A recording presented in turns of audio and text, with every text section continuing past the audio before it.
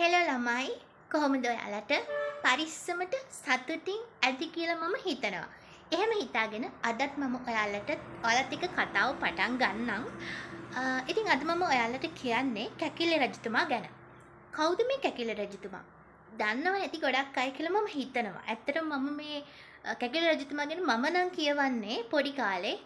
පොඩි කාලේ කියවට පස්සේ හැබැයි මම ආයේ කියවන්නෙත් නැහැ. ඉතින් ඇත්තටම පොඩි කාලේ මම හරිම ආසාවෙන් කියවපු පොතක් තමයි කැකිලි රජතුමාගේ කතා තියෙන පොත.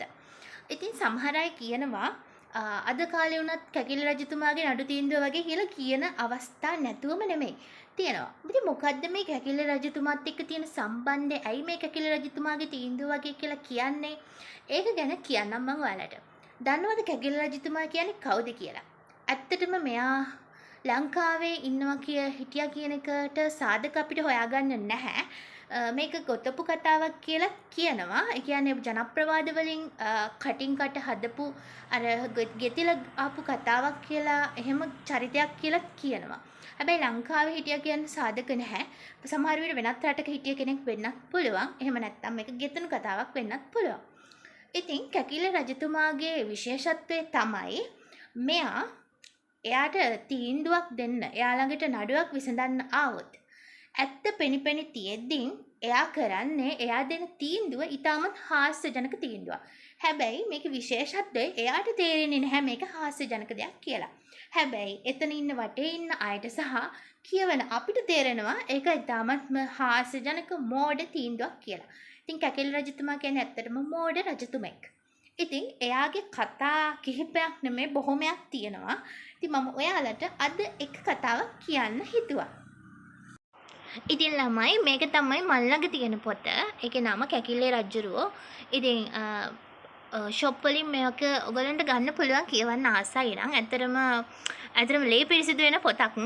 hina යනවා විහිළු තියෙන. ඉතින් කැකිලි රජතුමා කිව්වහම තම මෝඩ තීන්දුව දෙන කෙනෙක් සහ හාස්‍යජනක රජතුමෙක් කිව්වොත් නිවැරදි. ඉතින් ලේ පිරිසිදු කරගන්න ඕන නම් කියවන්න අරගෙන ලොකු මුදලක් වෙන්නේ නැතුව ඇති අදත් මේක අරන් තියෙන රුපියල් 70ට. ඉතින් මේක මම ගත්ත පොතක් නෙමෙයි. ගෙදර තිබිච්ච පොතක්. ඒ කියන්නේ පොඩි කාලේ මම කියවපු පොතක්. මට මේ ළඟදී පොත්ස් කරනකොට තමයි ඇත්තටම හම්බ වුණේ. ඊට පස්සේ මම ආයෙත් කියෙව්වා. හරිම ආසාවෙන් කියෙව්වා ඒ පාරත්. ඉතින් මම ඔයාලට අද එක කතාවක් එකේ කියන්නම්. අහගෙන ඉන්න ඉවර වෙනකම් මාත් එක්ක. ඉතින් මම අද ඔයාලට කියලා දෙන කතාවේ කියවන කතාවේ මට මේක කියලා දෙනවට වඩා මේක ලියලා තියෙන විදිහට මම කියෙව්වෙත් ඔයාලට මේකේ රසය වැඩි වෙයි කියලා මම හිතනවා. ඒ නිසා මම ඒක කියවන්නම්. ඔයාලා අහන් ඉන්න. අතන මේකේ මාතෘකාව තමයි මහා කම්මැලියා සෙවීම. මේක අහලත් ඇති. අහලා නැති අය අහගන්න. ඉතින් මම මේක මේ විදිහටම කියවන්න. මොකද මගේ වචන වලින් කියනවට වඩා මේකේ ලියලා තියෙන කෙනාගේ වචන වලින් කිව්වනම් ඒක රසවත් වෙයි කියලා මම හිතනවා. කියවන්න. මහා කම්මැලියා සෙවීම. කැකිලි රජතුමාට නිතරම විවිධාකාර අදහස් පහළ වෙයි. එක්තරා දිනක කැකිලි රජු ඔහුගේ ඇමතිවරුන්ට කතා කොට මාගේ රටේ කම්මැලියෝ බොහෝය. මොවුන්ගේ මහා කම්මැලියා සොයා ඔහුට තාන්න මාන්න දෙන්න ඕනෑ. යයි කීවේය. මේ ගැන ඇමතිවරුන්ට hina ගිය නමුත් රාජාන පිළිපැදිය යුතු නිසා වහාම රාජපුරුෂයන් කැඳවා මේ ගැන ඔවුන්ට දැන්වීය. එක් දවසක් පිටිසර පාරක් අයිනේ වෙරළු ගහක් යට නිදා වුන් මිනිසෙක් ඔවුන් විසින් දක්නා ලද්දේය. ගහින් වැටුණු ගෙඩියක්ද ඔහුගේ කම්මුල උඩ රැඳී තිබුණේය. ඔහු ඒ කටට ගන්න දිව දික් කළ නමුත් නොහැකි විය. නමුත් ඊට අත ඔසවන්නට ඔහු කැමති නොවීය. රාජපුරුෂයෝ ඒ කම්මැලියාට කතා කොට "නුඹ කවරෙක්ද?" යයි ප්‍රශ්න කළේය. ඔහු උත්තර දෙමින් "අනේ හිතවත, ඒකට පස්සේ උත්තර දෙන්න පුළුවනි. මේ වෙරළු ගෙඩිය අරන් මගේ කටේ තියාපන්" යයි කීවේය. රාජපුරුෂයෙක් ඊට කෝප වී "තෝ කම්මැලි හොරෙක්" යයි කියා පයින් පහරක් දුන්නේය. මදක් ඈතින් එම ගස යටම නිදා සිටි තවත් කම්මැලියෙක් ඒ දැක "යාළුවා කලේ හොඳ වැඩේ. ඔය කම්මැලි හොරාට වෙන්න ඕන ඔය ටික තමයි.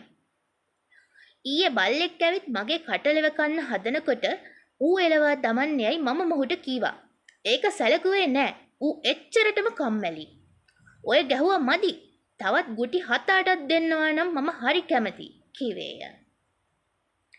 රාජපුරුෂයෝ ඔහුගේ බසට හැවුම්කන් දීම කොයි හැටි වෙතත් මුන් දෙන්නාම රජ ඉදිරියට ගෙන යාම හොඳය කියා අල්වා ගත්හ. මෙසේ ඒ තන සිටි අලසයන් බොහෝ දෙනෙක් අල්වා බැඳගෙන කැකිල්ලේ රජු ඉදිරියට ගෙනාවෝය. කැකිල්ලේ රජුරෝ ඔවුන් දෙස බලා මට ඕනෑ කරන්නේ මොවුන් අතරෙහි වූ මහා කම්මැලියායි කීවේය. නමුත් ඇමතිවරු ඔවුන්ගෙන් දෙදෙනෙකු තෝරා මේ දෙදෙනාම එක හා සමාන අලසයෝය. ඔවුන්ගෙන් වඩා කම්මැලියා තෝරා ගන්නට බැරිය. රජවාසලින් තාන්නමාන දෙතොත් මේ දෙදෙනාටම දිය යුතුය කීහ. නමුත් කැකිල්ලේ රජු ඒ කීමට එකඟ නොවීය. මේ දෙදෙනාගෙනුත් වඩා කම්මැලියා සොයව් කැකිල්ලේ රජු මහත් කෝපයෙන් කෑ ගැසුවේය.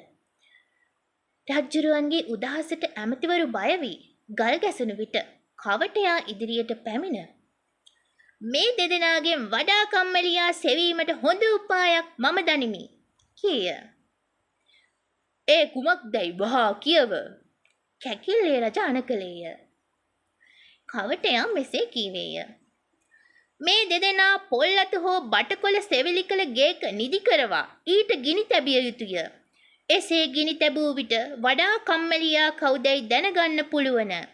නමුත් ඒ දැනගත් වහාම ගින්න නිවා දැමීම පිණිස සෑහෙන පිරිසකුත් සූදානම් කර තබන්ට ඕනෑ යැයි කීවේය. කවටයා මේ කළ යෝජනාව ඇමතිවරුද අනුමත කළෝය. රජ්ජුරුවෝද එකඟ වූහ.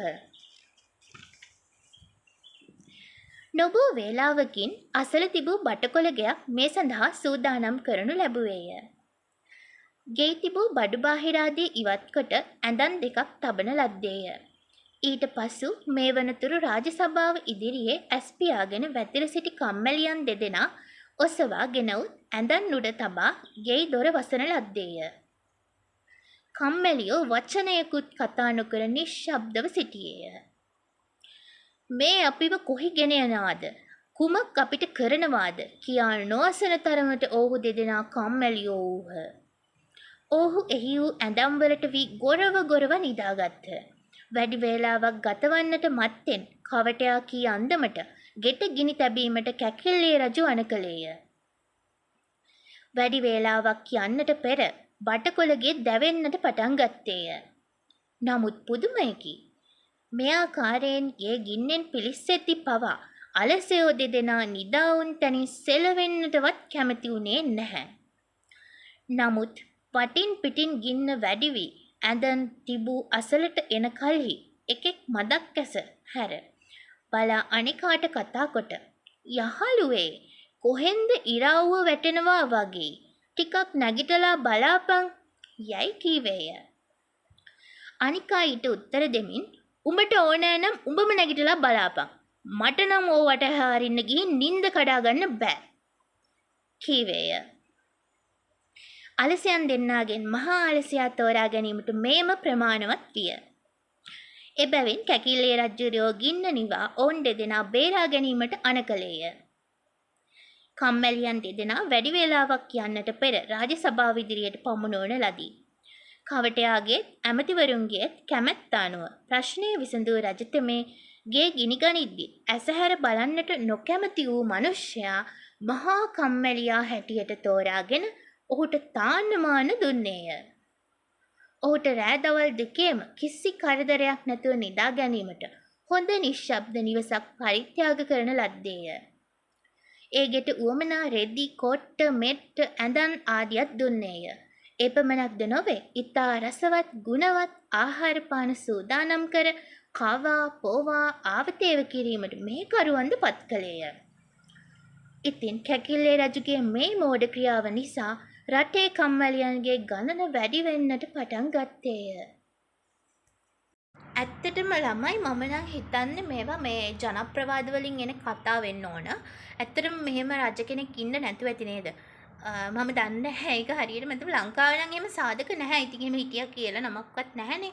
ඔය ඉතින් මේ වගේ කතානේ තියෙන්නේ. මං හිතන්නේ මේක ගොතන ලදපු එකක්. මොකද ඒ වගේ මෝඩ මිනිස්සු ඉන්නවා. ඇත්තට මෝඩ පාලනයක් අරන් යන මිනිස්සු ඉන්නවා. ඉතින් ඒගොල්ලන්ට වදින්න වගේ එහෙම හදන්නේ නැති නේද ඒ කාලේ. ඉතින් ඒව ජනප්‍රවාද වලින් ආපු ඒවානේ. ඉතින් මම ඔයගොල්ලන්ට ඒ කතාව කිව්වා. ඒක හරියටම රසවින්දනයක් මං හිතන්නේ ලබන්න ඇති ඔයගොල්ලෝ. ඉතින් මම තවත් කතාවක් ඔයගොල්ලෝ කැමති නම් මේක ඇත්තටම ගොඩක් අය ආසාවෙන් බැලුවොත් මම තවත් කතාවක් අරගෙන ඔයගොල්ලොත් එක්ක නැවතත් ආයේ දවසක හම්බ වෙන්න එන්නම්. එතකන් ඔයාලා පරිස්සමට ඉන්න. හැමදාම මාත් එක්ක ඉන්න. මම අවසාන වෙනකන් අහන් හිටියට ස්තුතියි. ආදරේ. බයි.